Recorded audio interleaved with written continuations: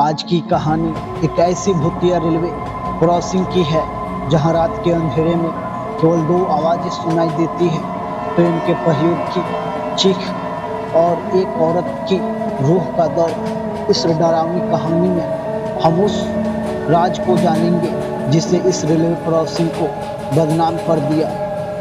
यह कहानी एक छोटे से गांव के पास की रेलवे क्रॉसिंग की है। लोग कहते हैं कि रात के 12 बजे से पहले उस रास्ते से गुजरना माना है। कहा जाता है कि हर रात 12 बजे के बाद वहाँ अजीब घटनाएं होती है। 10 साल पहले एक माँ और उसकी छोटी बेटी ने इस रेलवे क्रॉसिंग पर ट्रेन के नीचे आकर अपनी जान दे दी थी। कुछ लोगों को कहना है कि यह एक दुर्घटना नहीं बल्कि आत्महत्या थी। तभी से लोग दावा करते हैं कि उस माँ की आत्मा अपनी बेटी को ढूंढने के लिए वहाँ भटकती है।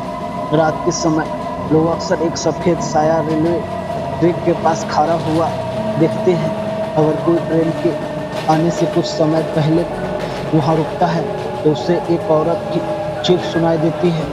कई बार लोगों की गाड़ी अचानक बंद हो जाती है और पास में किसी छोटी बच्ची के हंसने की आवाज़ आती है।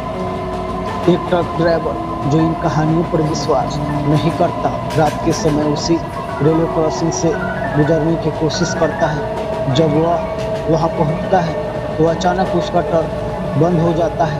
तभी उसे एक औरत दिखाई देती है जो उससे मदद मांग रही होती है। जैसे वह ट्रक से नीचे उतरता है उसे अपने चारों ओर एक अजीब ठंडक और डरावना सन्नाटा महसूस होता है।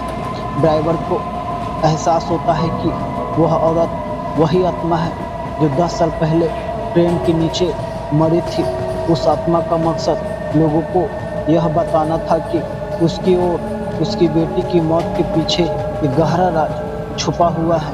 अगली सुबह ड्राइवर गांव के पंडित और कुछ लोगों को लेकर उस रेलवे क्रॉसिंग पर आता है। वहाँ शांति पूजा की जाती है।